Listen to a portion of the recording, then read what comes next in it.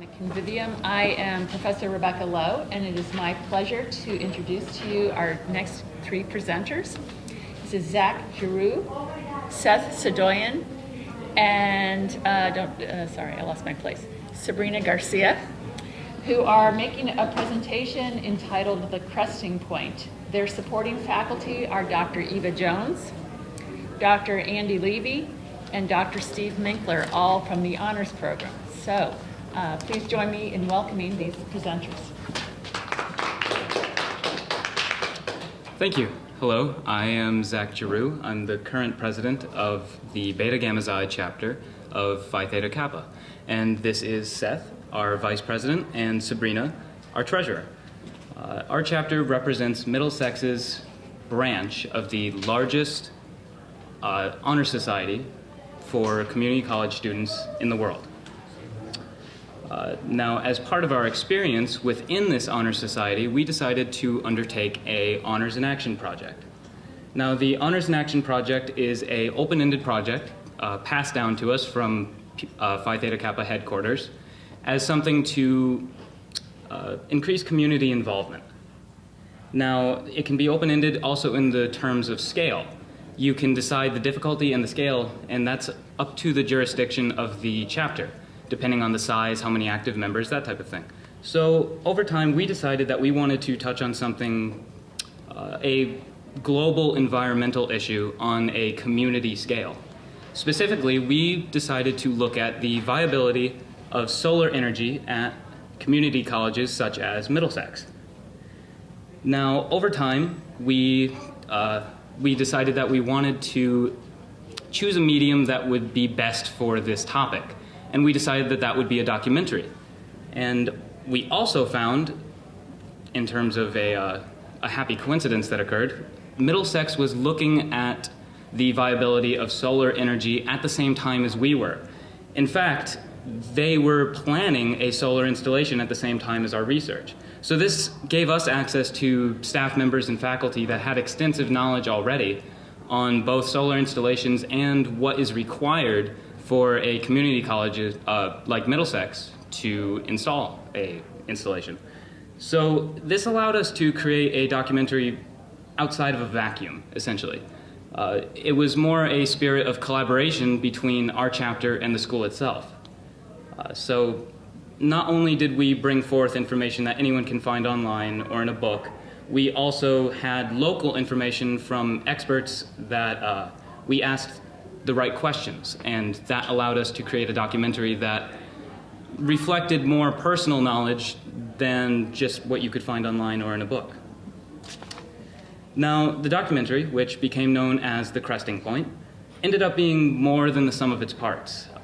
It maintained the informative nature of a documentary while also capturing interest with up-to-date information on something that will likely be occurring here at Middlesex in the very near future. So without further ado, I'd like to introduce Seth with some of the challenges that we faced. Right. So deciding to make a documentary presented a unique set of challenges. And in fact, challenges became sort of a running theme throughout this entire project. We faced all sorts all along the way, whether it was finding a significant feasible topic, a topic that would make a difference on campus, but that we could also realistically present to the campus. Picking the perfect research to bolster that topic. We wanted to make sure that what we were saying had backing, that it was important. Crafting that project that we could successfully deliver to the campus. So whether it was a presentation on campus, or whether it was a forum that we would hold, or a documentary, we had to find the perfect project to reach our findings out to the campus. And then once we actually did decide on the documentary, writing, filming, and eventually editing the documentary proved to be a very large challenge as well. So there were struggles all along the way. As a matter of fact, by the end of the semester, we found ourselves with 2 days during finals week to finish our documentary. We had to finish our editing during this time, and it seemed like an impossible task. But the impossible became possible with the teamwork of the PTK team, and we got to work together, and we made the impossible a reality. We each specialized in different ways, and we merged together just to make this documentary happen. We got it in on time, and it was a success. So we stuck together through the challenges. We faced the time crunch, and at the end of the day, we have a project that we're actually very, very proud of.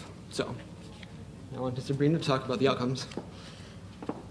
So the fact that we ended up with a video versus our some of our original ideas, which was a panel discussion or even just formal presentation, turned out to be even more than what we expected. If we did just the presentation or the panel discussion, it would have just been that one-time event, versus now we can show the video multiple times, at multiple occasions. It shows the interest that Middlesex has of going green and implementing the solar panels, which a lot of students are not aware of. The president, Anna Wasasha, actually signed a commitment, which is the American College and University President's Climate Commitment, and it's basically a commitment of going green. At our first showing of the presentation, there was a member of the President's Climate Action Response Team who loved the idea of being able to use this video as a educational tool, just to demonstrate, the college's interest in this. And at our second showing, we actually had intern Dean Kim Hogan, who is also a member of the President's Climate Action Response Team, and she thought it would be a great idea to use this video at their next meeting, just so that they could see, the students' involvement in this and how this video can be used over and over again. Other professors and faculty have also shown interest in the video and have asked to be able to show it during classes or things like that. So it turned out to be a lot more than what we expected it to be, just for the simple fact that we ended up doing the video instead of or some of our original ideas. So back to Zach. So we'd now like to share the culmination of the hard work and the challenges that we faced, the Cresting Point. Throughout human history, advancement and growth have always come at a cost. The burden of supplying this relentless machine has remained on the shoulders of planet Earth from the beginning. From deforestation to open pit mining, the planet is being stripped of natural resources at an astonishing, unsustainable rate. However, one of the most pressing issues facing the planet is one that cannot be seen with the naked eye. The issue is that of airborne emissions, specifically those containing carbon dioxide, are having adverse effects on a global scale. These adverse effects are directly related to the role that CO2 plays in the atmosphere. CO2 prevents heat already on the surface from easily escaping into space, acting as a greenhouse. From automobiles to factories, modern industry is emitting CO2 at an unprecedented rate. In fact, the safe upper limit of CO2 in the atmosphere was determined to be 350 parts per million. However, today, that upper limit has been shattered, with CO2 levels about to breach 400 parts per million. These pressing issues can no longer be pushed aside, and alternative energy sources are a necessity. One of the most accessible and rapidly growing forms is solar power. Solar power is achieved through the use of advanced solar panel technology. Modern solar panels capture energy in the form of the sun's rays and convert it into usable electricity. Solar panels, unlike wind, can be effective even in the midst of unideal climate conditions. The only practical limit for the amount of energy that could be produced in this way is the amount of solar panels in operation. In fact, of the 8.2 million quads of solar energy hitting the Earth annually, only 400 of them are being captured via solar panels. Large-scale solar installations are becoming more and more commonplace. In fact, corporations and governments alike are beginning to invest in solar energy. Even public institutions, such as community colleges, have taken interest. Middlesex Community College is one such institution. Right, and do I think it's worth it? Yeah. I can't tell you how much I think it's worth it.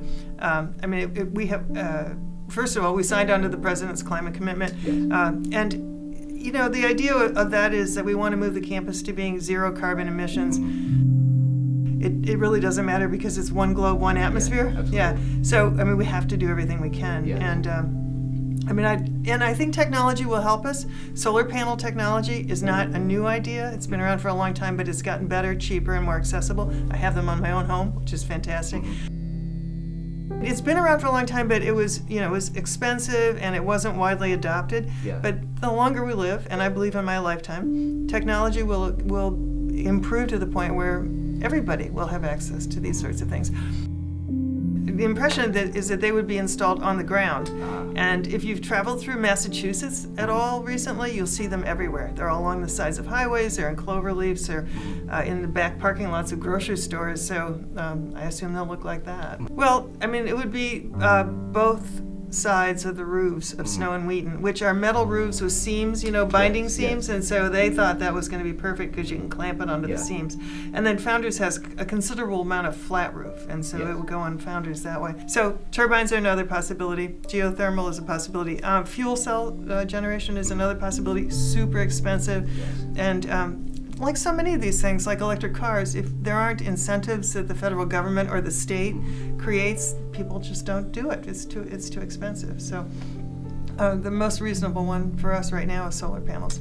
It won't generate enough electricity for us to, run the lights and the air conditioning for the campus, but it'll help.